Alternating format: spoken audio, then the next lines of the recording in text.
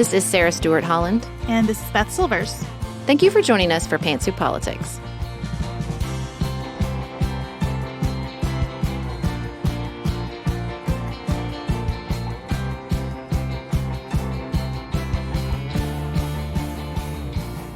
Thank you for joining us for a new episode of Pantsuit Politics, where we take a different approach to the news. Today, we have many updates for you. We're going to talk about what's happened to Silicon Valley Bank, what's going on in Israel, and yes, we are going to talk about Donald Trump and the rally that he had over the weekend. Then we are going to add some of our own speech to an ongoing discussion about what constitutes speech, and really we're going to get into parental rights and the entire conversation we're having about who needs to be protected from what and by whom.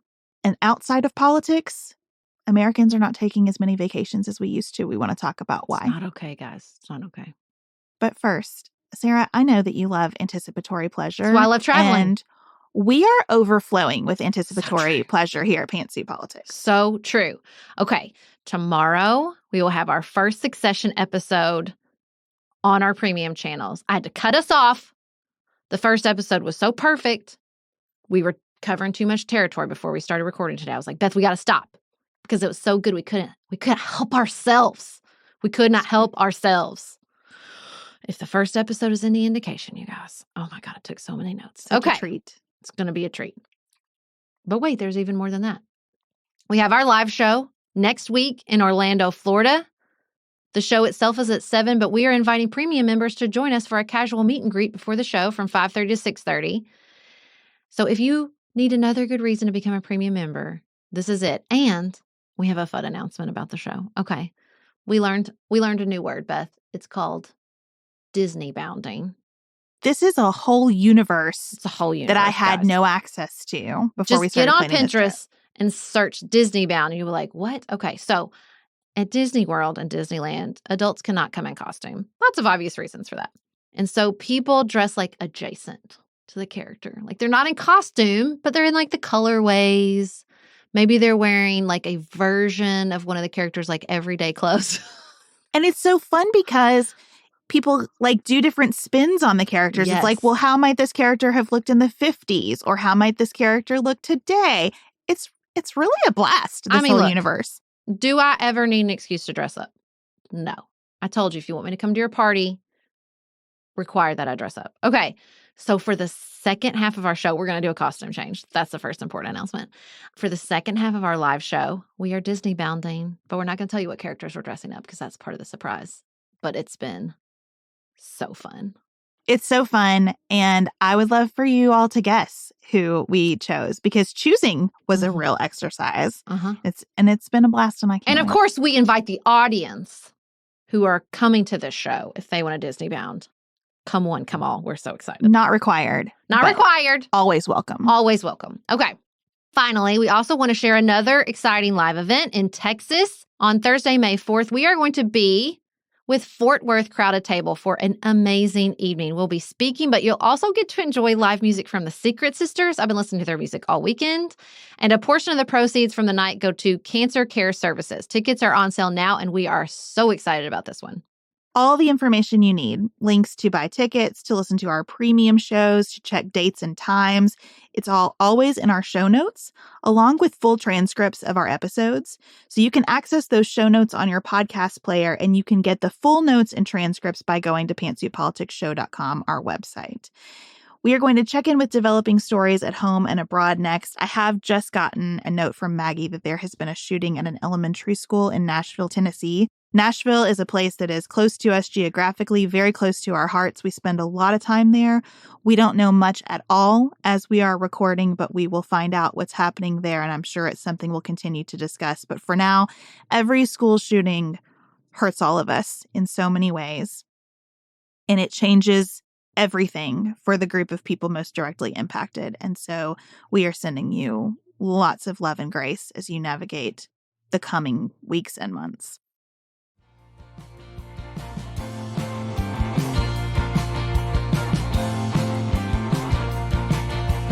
We just have a bunch of updates today on stories that we've talked about before and that we're continuing to follow. I feel like we return to extreme weather with greater frequency all the time.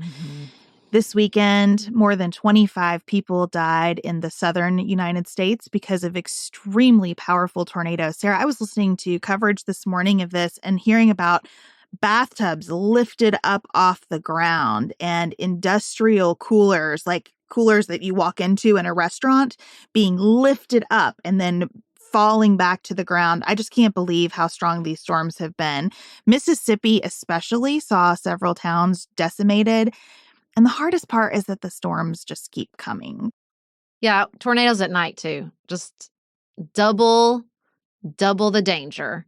The hardest thing I read about the town of Rolling Forks, Mississippi, incredibly rural town of about 2,000 people that was hit very hard, is that the regular FEMA strategy of coming in and offering hotel vouchers isn't really applicable because there are no hotels. And so that's just going to increase the difficulty. Of course, people and charity and resources are pouring into the town.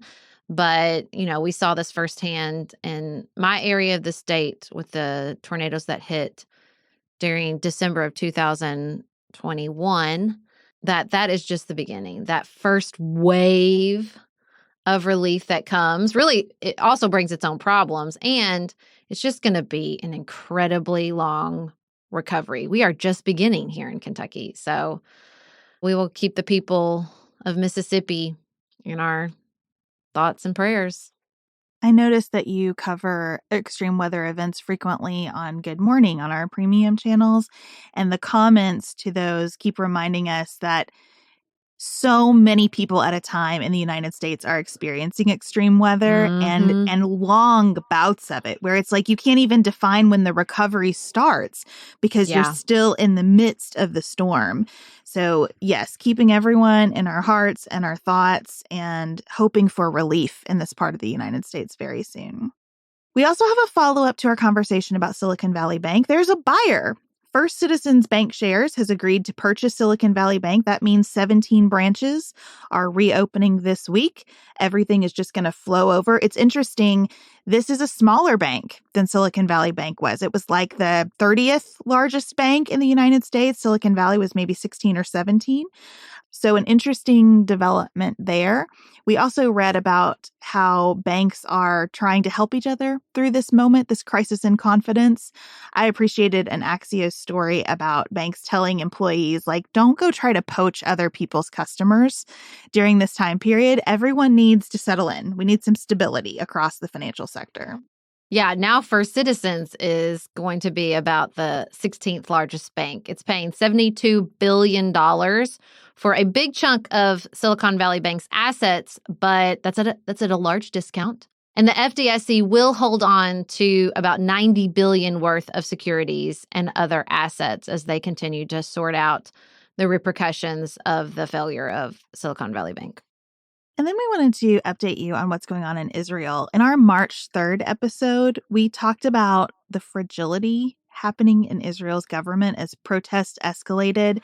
This is because Prime Minister Benjamin Netanyahu has proposed to significantly overhaul the country's judiciary. So if you're unfamiliar with that story, that March 3rd episode will give you lots of context. I think it's fair to say things have escalated pretty dramatically. Yeah, the defense ministry came in and said, okay, if you move forward with this, then we're going to have about 10,000 plus reservists walk out and refuse to serve the government. I was thinking about this the whole time. I heard reporting of, sort of just a citizen encountered in the street mentioned Civil War. And I thought, wow, the impact of that comment is different when you have so many citizens inside the country that have military service either under their belt or are currently volunteering, right? And so, because Israel has mandatory military service. And so, obviously, he fired the defense ministry, but that doesn't change the impact of what he said. I don't even know what the firing was supposed to do. I'll tell you what it did do, accelerate the protest. The reporting is that 100,000 plus people protested across Israel. You have airports shut down, massive strikes. They're blocking major highways. And now the reporting is that he is going to back off, that we should have that conclusion by the time this episode comes out, but that many journalists are saying that he is expected to freeze the legislation. So it worked. But it's hard to know what comes after that because Netanyahu is in power and has been for the last 3 months based on a very fragile coalition with some far-right parties in Israel. Netanyahu's party by itself does not have a majority in the Knesset to form a government. So I am so hoping for the people of Israel that this doesn't mean they're going to have to go into another round of elections or more chaos. But some of these far-right parties in his coalition have a theological opposition to the Supreme Court and view this as a high-stakes key issue for them. That's why he's gone down this road in the first place. So unclear whether they will hang with him if he relents on this. It's clear that the opposition has an opening. And I listened to a reporter describe this as sort of the twilight of Netanyahu. We don't know what happens next, and he's definitely not done. But this seems to indicate that he's on his way out. How long that will take, nobody knows. I think this is also a really hard reminder for all democracies that our national security concerns have to flow in several directions at one time. That you can fear external threats, and in the process of fearing external threats, so erode your internal protections that you have that enemy within as well as without. And I really feel for the state of Israel with all of the political turmoil that they have been through always, and especially because of Benjamin Netanyahu and his selfish tendencies. I don't know how else to put it. Selfish tendencies and the enemy within seemed like a great transition to the Trump rally in Waco this weekend. I read a newsletter this morning from Charlie Sykes that said maybe Trump thought he had been too subtle lately, and so he decided to dial it all the way up. But he dialed it all the way up in Waco this weekend. I mean, all that reporting of like, he's calmer. We're going to have a really professional campaign this time. I was like, friends, do you think that we have forgotten the last 7 years? Because we have not. He is who he has always been, and it was on full display. Can you imagine subjecting yourself to 90 minutes of that? Oh, my God. So he did this in Waco on the anniversary of the raid at the Branch Davidian compound to reinforce this message that there is a dangerous deep state in America. And the message was the deep state dies or our country does. It's all me or an apocalypse.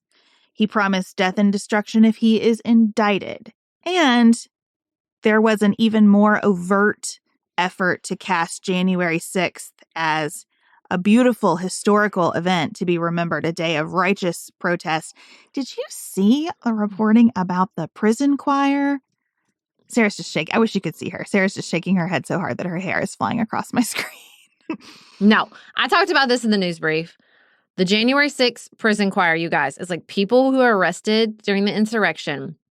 They're singing the national anthem with intercuts of Trump saying the Pledge of Allegiance. What is happening? If I was Joe Biden, I would just use that as my attack ad from here until the election day. I just want to be like, is this what you want?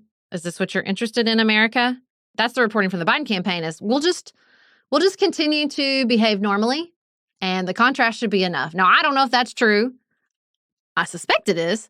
But, you know, the way he rails and this idea that, like, you are in danger, you're a threat, they're coming for you next. It is so classic. It's so dangerous. You know, the office of Alvin Bragg, the Manhattan DA, got a suspicious envelope with white powder in it and a note that said, Alvin, I'll kill you. So the predictable path of violence and threats is happening as one would suspect it would when he acts like this. And this is my fear. I do not want to contribute in any way to any kind of mythologizing of Donald Trump. Ugh.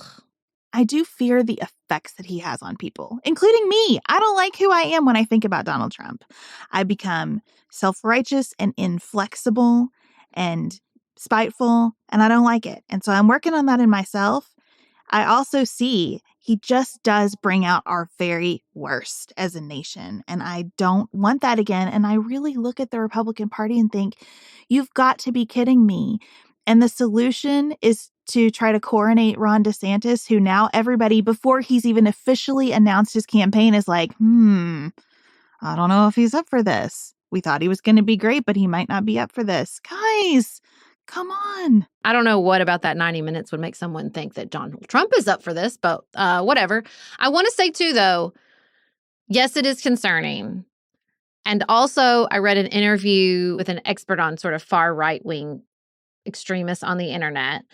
And he was reporting that you do not see an uptick in organization or any sort of gatherings from those groups after Donald Trump called for it and said he would be arrested last week, which he wasn't, which was my instinct. My instinct is like, they've been decimated, they're being arrested or prosecuted. I don't think you're going to see any sort of group organization. Doesn't mean you're going to not see individuals acting and sending envelopes with suspicious white powder in them, but that confirmed for me my instinct, which is I don't think we'll see an uptick in any sort of mass organization or even, large group organization. So that was encouraging. So it's not all terrible news. But yes, I wish this was not happening. I wish he was not back on the national scene. I did not miss him one single little bit. It's just corrosive. And I'm so glad to hear that reporting. At the same time, I do worry about even just related to this Manhattan situation, an uptick in anti-Semitism, an uptick in racist attacks on this DA. A few people can cause such harm. And Trump does seem to just press those buttons in us. And it worries me. So I'm just trying to guard my own heart. I'm just trying to keep myself soft as life invites me to harden, as my friend Anna says all the time. Maybe I should make that as Trump invites me to harden, because he just does. It just brings out my very worst, and I don't want that. Did you know that in connection with his new campaign, Trump is now interested in allowing parents to vote for school principals? No. Yeah, so we're going to talk about that next, because there's just a lot swirling around education and speech and parental rights. And that is clearly going to be a part of 2024, whether we like it or not. I'm going to go ahead and raise my hand for not, but we will discuss up next.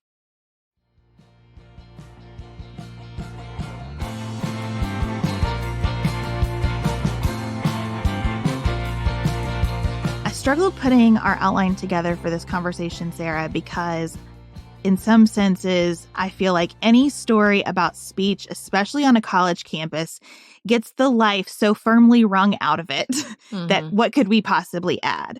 But as I thought about what happened at Stanford Law School on March 9th, in connection with congressional Republicans' passage of the Parents' Bill of Rights, I think there are some things here for us to dig into. So let me do a brief thumbnail of the facts about Stanford, just in case you've not heard this story. On March 9th, Kyle Duncan, a judge on the Fifth Circuit Court of Appeals, spoke at Stanford Law School at a Federalist Society event. And you can imagine when you put Stanford Law School and Federalist Society together in one sentence that there's going to be some controversy. And there was. There were protests and there was disruption. Stanford Law School as an institution says protests are welcome. Disruption is not. And my reading of this event, Sarah, and I'm so curious to hear your take, is that there seemed to have been no adults at the event itself. Everyone behaved in about as bad an escalatory a way as possible. Yes, there is reporting that Judge Duncan sort of yelled back, called people names. Then an administrator came up once Judge Duncan asked for sort of an intervention. And then I think a fair description is piled on and said, is it worth it that we brought you here? Is the harm worth it? I think the first thing I want to say is it's not a college campus. This is a law school. These are not teenagers. These are young adults and older training to be professionals. So I do want to I think that is an important distinction, because I think both of these incidences that we're going to talk about are illustrations of extreme rhetoric and how that plays out.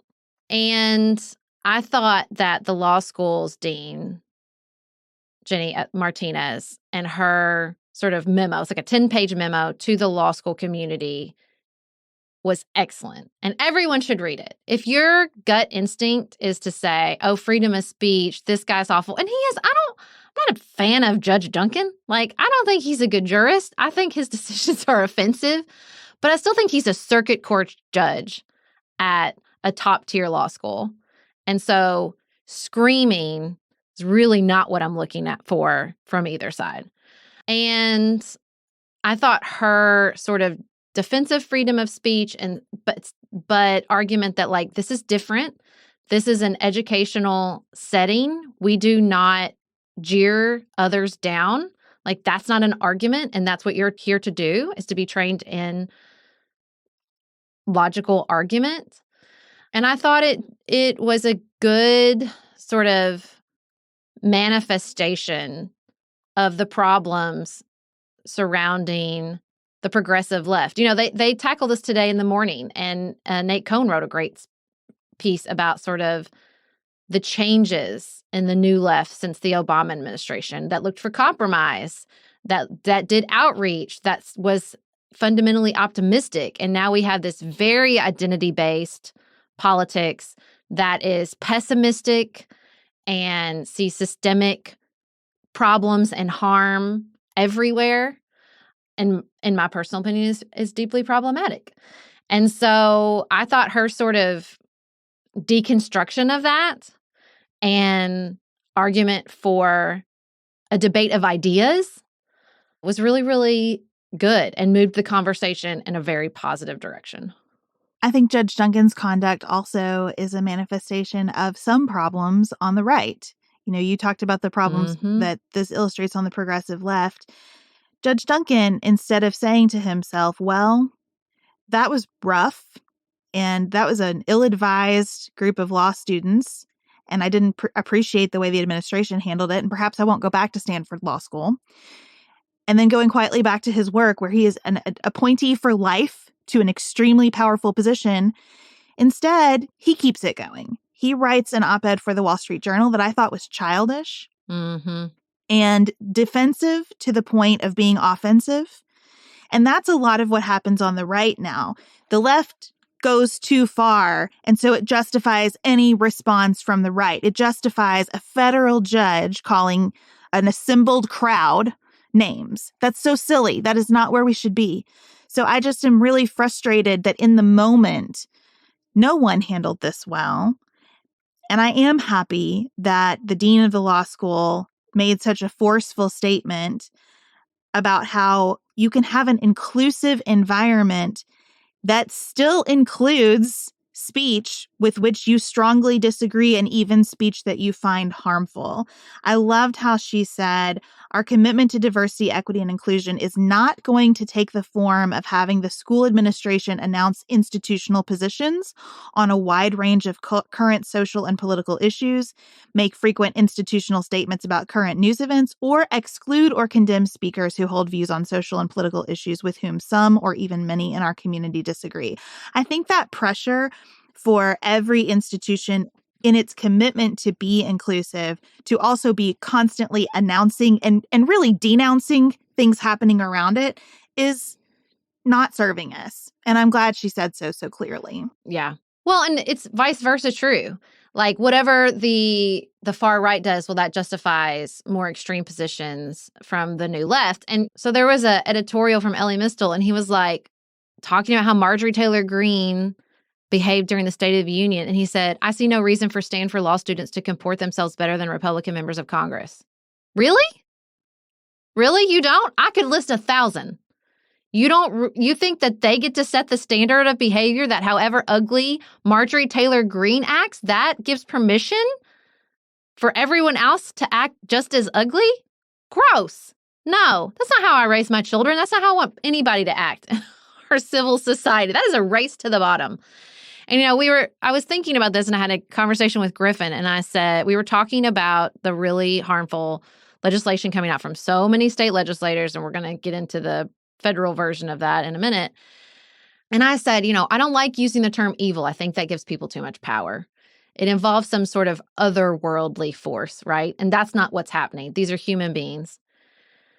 And I said, what are we going to do? You know, I said, do you accept that there are members of our society who will never accept gay marriage and transgender rights? And he was like, yeah. I said, we're never going to convince them. You understand that, right? Like, this is a fundamental value for them. And he was like, yeah. I'm like, okay, so what are we going to do about that?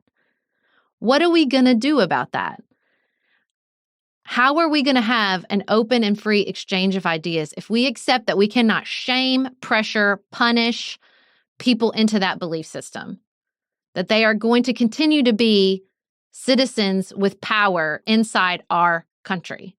And he was like, I don't know. And I was like, well, I think we need to figure that out. I think we need to think about that and accept that in an exchange of ideas, some of those ideas are going to be heinous. We put them in the light and we say, see how heinous? We don't say you can't talk. That's not what we're doing here, especially at a top tier freaking law school. It's so funny that you and Griffin had that conversation this weekend because Jane and I had a similar one. I was reading Justice Jackson's dissent from a Supreme Court order in an abortion case. This is a case where a teenager sought a judicial bypass to the requirement that her parents consent to an abortion. And the details around it are pretty technical, but Jane asked me what I was doing and wanted to hear about it. And so I started telling her about the case. And she got so frustrated. And she said, oh, these laws are so stupid. Why are men in charge of everything? And I said, honey, men aren't in charge of everything anymore. And she said, yeah, but these laws are mostly for men. And I said, Jane, I want to be real clear about something with you. There are many, many, many women who believe that an abortion should never happen under any circumstance. There are many women behind the push to say, no matter what, you carry a baby to term and you give birth to it and you parent it. And we cannot have any impact if we are dishonest about the problem or if we are reductive about whose beliefs are involved in shaping these issues. I said, you cannot just say, well, this is a men issue. This is an everybody issue. You don't get anywhere unless you're really clear and respectful of where those folks are coming from. You don't have to be respectful about their tactics, and that doesn't mean that you agree with them. But it means you figure out what is going on as accurately and as specifically as you can. Well, because the mistake we made in the abortion rights movement is we really made it about identity. We deputized people based on their identity. We said this is a debate of identity, not ideas. And so you hate women. Well, then what do you see? You see women coming forward and saying, I'm a woman. I don't agree with that. I've got Roe right here. And she doesn't agree with this anymore. That's why it cannot be a debate of identity. It cannot be. That's not ideas. That's different, and it's corrosive. And it is also a terrible freaking political strategy. It's not a winning strategy to say, well, if you're a human being, you get it. And if you don't, you're evil. Because there's always going to be a human being with that identity who feels differently. And then you've deputized them. And then you've given them all the power inside the arena. Well, this is why we all go to, I hate kids. You want to kill kids. Well, I'm a parent. I have kids. Well, then, okay, well, then what are we doing? We're all in this like circular firing squad based on our identity. It doesn't mean perspective's not important and valuable inside a debate of ideas, but that's different. And so deputizing people based on identity is exactly what the attempt is going into 2024 around all of these parents' rights bills. The idea that if you are a parent, which on its own excludes a lot of people who are raising children in school systems right now. But if you are a parent, you must have the upper hand in every discussion about what is healthy and good for your kids at school. So congressional Republicans last week, 213 to 208, passed the Parents' Bill of Rights. I do want to say before we get too deep into this that 5 Republicans voted against this, and it is a very surprising list. Biggs, Buck, Gates, Lawler, and Rosendale. That is not a moderate caucus there. Lawler voted against the legislation because of an amendment targeting transgender kids that he thought was harmful and went too far. The others voted against it because they think that this legislation is too much federal intrusion in education. And I don't give this caucus props very often, but there is actually some ideological consistency that I would like to call out and applaud. That's right. I'll take it where I can get it. That's right. There's no chance that this law passes the Senate. What it does is fuel the fire in states where these laws are passing, state houses. And it just affirms this desire of base Republican voters for more control over school curriculum and the way teachers interact with students and the way LGBTQ students and faculty are treated and the books that are available to students at schools. I really think this is going to help our teacher shortage. What do you think? Oh, yeah. People will rush to the profession as they hear that parents know better than they do. Right. So a long time ago, when I was a mommy blogger, I wrote this piece that said I welcomed unsolicited parenting advice. And my perspective was that I'm not an expert. I'm just not. I think we have a cultural narrative that everybody's an expert in their own child. And in a way, that's true. There's a paradoxical truth here that you understand your child in ways other people don't. And also, I'm not a child development expert. I am sure as hell not a curriculum expert. I'm not a reading expert. I cannot help my child with his geometry homework. I pay a diabetes consultant. My child has a disability I don't understand all the time. I don't understand any of the time. And so I think that that's the undercurrent of this that really bugs me. Again, it's the deputizing of the identity. That makes you an expert. It makes you not only an expert, but the authority on all of this, on everything, which is so, so problematic to me. While we were speaking at a college campus last week, we were talking about how to preserve relationships with your parents when you have different political views. And I was talking about ways that I think are really helpful to saying to your parents, I love you, I'm not rejecting you, this is how I got here. And then I said, but also some people have terrible parents. And I think that is missing from these discussions. I understand the pull of even some of the notification things. If my child showed up at school and wanted to use a different name and different pronouns, I would very much like to know that as a parent. But I'm a good and safe parent. Yeah. And not every parent is a good and safe parent. And this is the problem with deputizing based on identity. Not every parent is a good and safe parent. Not every parent calls to mind all the things that you might imagine when you think about a parent. The other thing that really just rubs me raw about this particular legislation is how much of it already happens. How much opportunity parents already have to see what's happening in school. Teachers would love it if parents would just read their weekly emails about what's happening in the classroom. So and this acts like teachers are sitting around hiding everything that's happening. If you want to be involved in your child's school, there are 600 ways to Sunday to do it on your schedule using your specific gifts and skills. But the thing is, you do have to contribute to have that influence. This perpetuates the consumer culture. Yeah, I mean, where are you not allowed to meet with the teachers? Why does Give that me a need break. federal authority behind it from a party that's supposed to be constantly concerned with the limiting of federal authority? Now, I do want to own, I don't know if it's full-fledged hypocrisy. I do feel like these are different. But I think what's so hard is I think this bill is ridiculous. And also, I think the Utah legislation empowering parents within the social media space is like fantastic. Will you do a little rundown of that legislation for people who don't live in Utah and aren't familiar with it? Yeah. So, the governor signed this bill into law that puts some pretty strict age requirements into social media usage. It requires parental consent for social media usage. It requires time limits and curfews, which I thought were the most interesting part about it. I do that with my kids, but I thought it was so interesting to see that required by state legislation. And I'm like in my head thinking, okay, well, what's the difference? I mean, I do think the way you interact with your local school system and empowering parents to, go head to head with social media is different. I think there really could be an increased role for like social pressure and just real authority when it comes to these very powerful multinational corporations running an addictive technology. I do not want to sound like the lawmakers in front of the TikTok CEO. Like, I don't know what I'm talking about, but I think we're turning a corner here. I think we're all coming to Jesus like, this is addictive and we gave it to little kids. I think there's lots of class action lawsuits. Utah signed it, but other states are considering it.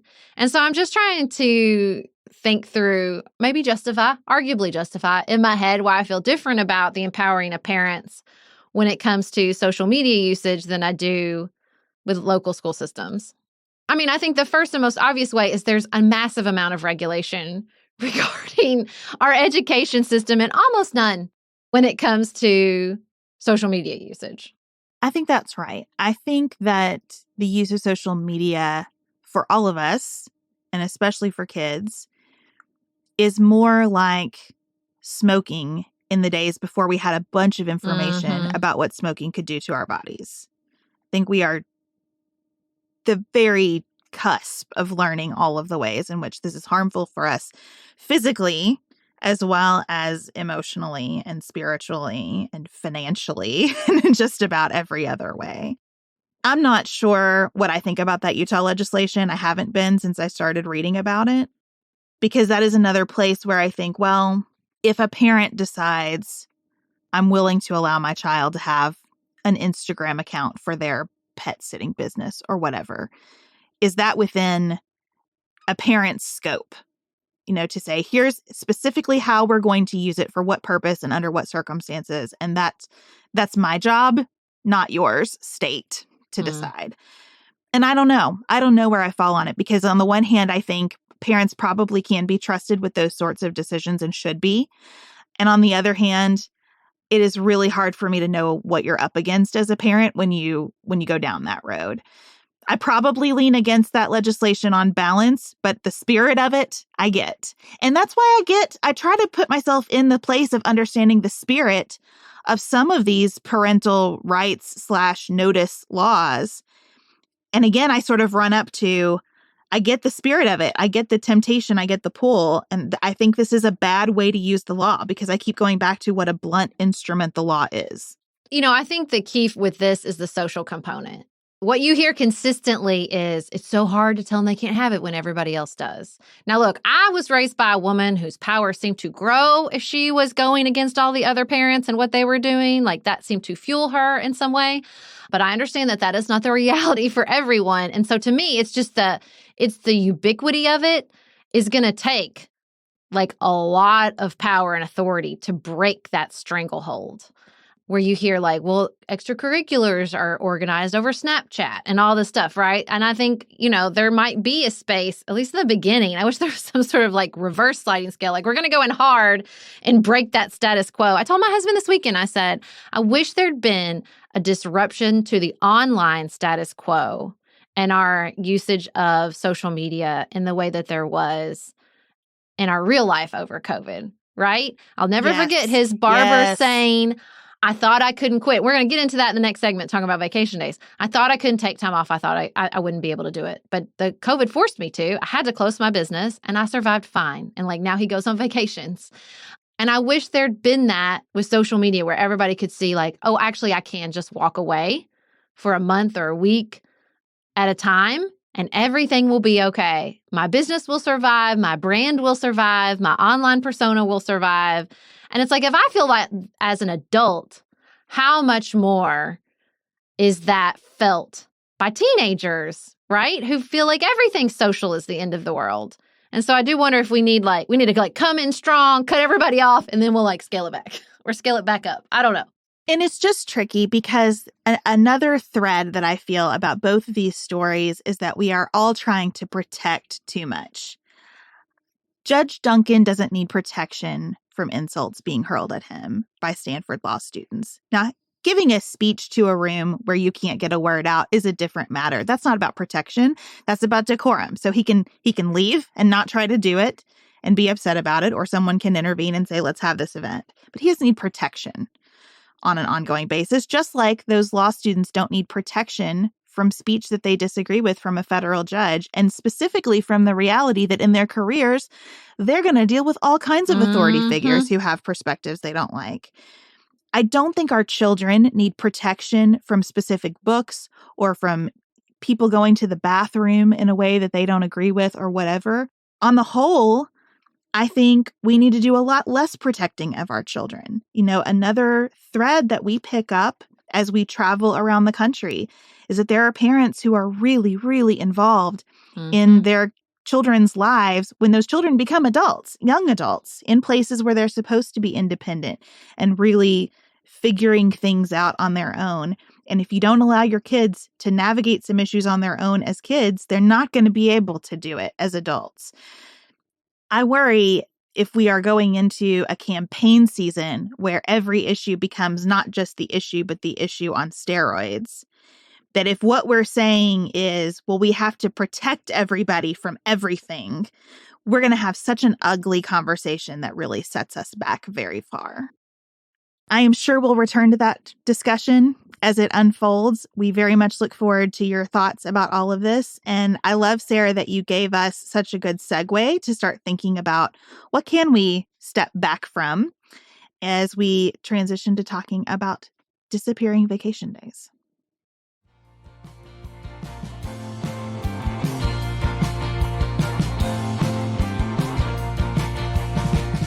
Washington Post had a piece that the vacation rate has fallen steadily since 1980. So in 1980, in a given week, you would find about 3.3% of the workforce on vacation. Now it's about 1.7%. We are taking shorter absences more frequently, but we're not taking week-long vacations. This makes me so sad. And also, it's very surprising to me because there's so much post-COVID reporting that people are like traveling. They are ready to hit the road. They're ready to pay whatever you ask. I put myself in that category. And, as we come into spring break, I thought it was so interesting to think through how much are people really traveling. Now, I want to share. I looked this up. There's been many studies, and the research indicates that the ideal length of time for a vacation is between 8 to 11 days. Now, that is a little shorter. I really believe in the European model. I want to be gone for like 2 weeks minimum. And I remember I had a friend who I went to college with, and she married someone from the UK, and she was like, it's life-changing. Like, you just don't understand how long it takes you to cycle down and really relax. But I think 8 to 11 is probably right. But I think we're telling ourselves we're like getting away for a day or two, but that's not long enough to really unplug, both technology-wise, physically, psychologically. Like, you need more time. So this makes me really sad. So the Washington Post points out that this is probably a lot about workplace policies because most workplaces now, especially for like blue collar and production workers, have gone to a paid time off policy that encompasses your sick leave, your personal time, and vacation all together. You just have a bank of hours and you spend them how you spend them. And so people keep those hours for when they really need them. I've gotten really sick. Someone has died. I am up against a wall and just must take a day off or I'm going to explode. And people are holding on to those hours for those limited use scenarios, understandably, because that's what the policy incentivizes them to do. You guys, the Enneagram 6s are never going on vacation if that's the policy. Like, ever, never, no, never. I am married to an Enneagram 6, and it took most of like the first decade of our marriage and really COVID to shake him loose from this idea of like, I can be gone for like 3 to 4, 5 days max, 5 work days. That's it. And he's realized like, no, I can. And it's okay. Now, he doesn't have that kind of work policy, but that is like, oh my God, that sort of personality. That's like worst case scenario. Always have to be prepared. What could happen? Like, that's just terrible. They'll never take a vacation day. On the other side of this is somebody who doesn't have to deal with PTO. I think I find all of the flexibility and freedom we have in our work to be a barrier to taking real time away too. So I will tell myself, well, like a vacation from what? Like I get lots of time to do what I want. Yesterday was a Sunday. We're recording on Monday. I worked for about 4 hours in the afternoon because I wanted to go exercise this morning before we recorded the podcast and knew I would have some other things to do. I have that ability all the time. I was thinking this morning as I was watering my plants, I used to do a commute. Now I have this time to water my plants and get some laundry going before the workday starts. And I think that because I have all of that freedom and I feel so grateful for it and so aware of how constrained my day used to be, that I feel real guilt for unplugging. Guilt both to my work here in our company, and also to all the people who don't have that freedom. Oh my goodness. Yeah, I don't feel that. I don't think that's going to come as a surprise to you or to anybody listening.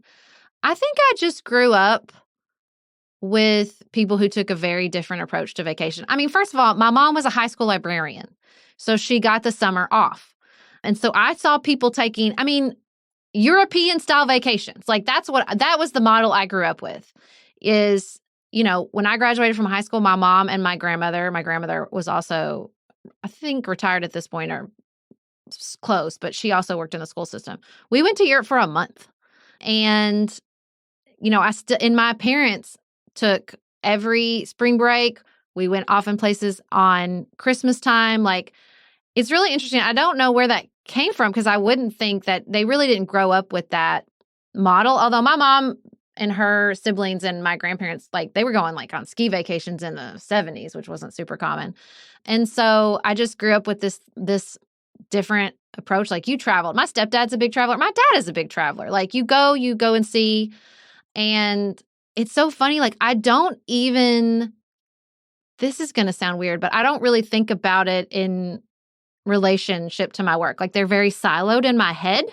You know what I mean? Mm-hmm. They're different. There's different segments of my brain. I don't see them. I see them as interrelated as travel is life-giving to me. I like a lot of stimuli, right? Like, I like to, my strength finders is input. I love input. Give me the input. And travel is just peak input for me in the best way. Like, food and culture and art and architecture and fashion, just being in a new place, whatever that new place is, even Charlotte, North Carolina, is so stimulating to me and I love it. And so to me, it's so life-giving. I guess I just think about it as like a foundation. It was really hard for me when we had little kids and we did not travel. I know that sounds so privileged and snotty and terrible, but I hate that people really do have that capacity but gets trapped in this crap system where they have to weigh that against the risk of having something terrible happen and not being able to take time off. So how do we change this? How do we undo this system? I don't like it.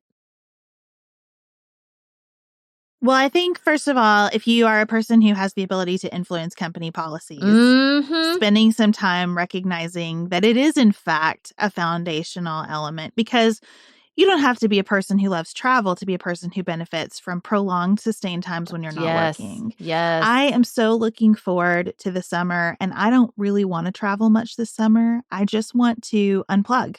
I want to not feel like I have to check my phone. I want to not have to keep up with the news for a little bit. I want to not have many responsibilities beyond just feeding myself and my family and exercising and enjoying the sunshine. And all of us have a way that we can step away that really benefits our work. I think this is the problem, from a corporate perspective, when people aren't working, you feel like you're losing something, and you got to recognize that you are gaining something as well. Yes, you are losing something, but you are gaining something as well. The other thing this article pointed out about PTO policies that I think is really key is that if you have created a culture of scarcity and someone is able to be gone for a week, they feel like they've diminished their own worth in the company. Yes. If I wasn't here for a week and everything went okay, then maybe I'm not valuable. And when it's time to do layoffs again, I have to go. Oh, it's so messed up. I hate that so much. And also, I want to say, too, to your point about being unplugged, too, I think there's a real gendered and personality-driven perspective that I see, too. When I gave birth to my children, I stayed at my mom's house. I'm not super capable of relaxing inside my own house. I love my house. I love it. I have nightmares where I'm accidentally tricked into selling it, okay? But there is a momentum to my being in my house. There's laundry, there's house projects, there's a drawer that I want to clean out. And that stuff makes me feel good. It really does. And so it is just hard for me to sit still and relax. And so it's you don't have to travel far. But I think especially for women or whoever is sort of that household manager and household managing different things, maybe you and your partner manage different things, to just go somewhere different. It could be down the street.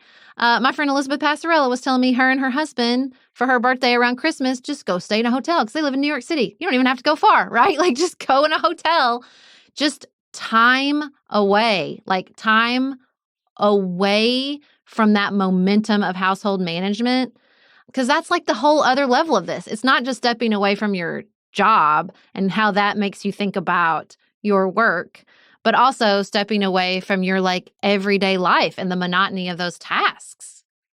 So to the question of how do we fix this, I think PTO is a failed experiment, and we need to go back to giving people dedicated vacation time days. and personal time and sick time. And we probably need to not count sick time because we are in a world where we're just getting sick a lot and for longer periods of time, and where we know that we don't want people infecting other folks in our workplaces. And we've got lots of technology to help us figure out what to do. You can drop attendance rewards at school too. That just means that child went to school sick. Thank you very much.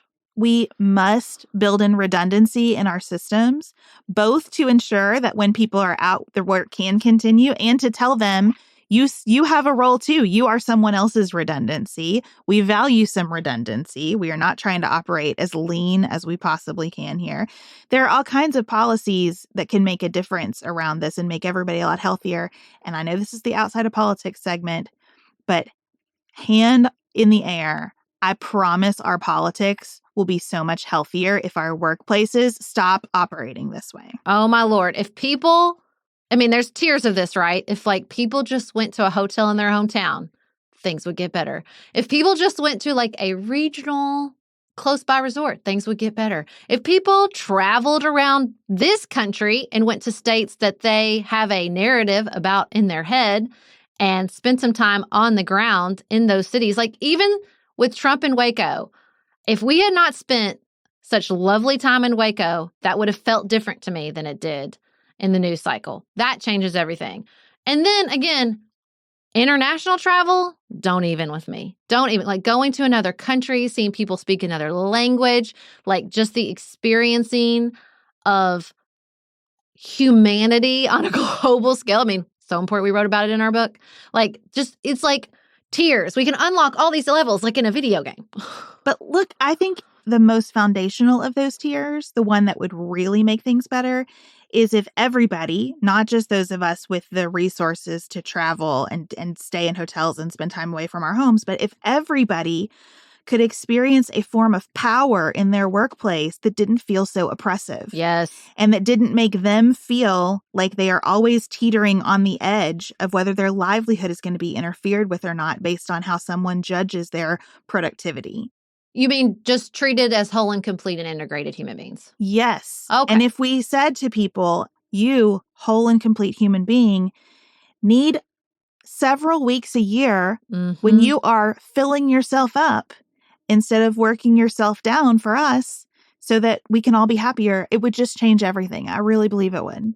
Filling ourselves up. I love that. That is a great place to end. Well, I hope that you feel somewhat filled up by this time that we have spent together. That's always our goal. We are so happy that you've joined us. We would love to see you soon in Orlando at one of our upcoming events, on our premium channels to talk about Succession. So many places where we try to fill up around here. Again, all that information is in our show notes, or you can go to pantsuitpoliticsshow.com. We will be back in your ears on Friday. Until then, have the best week available to you.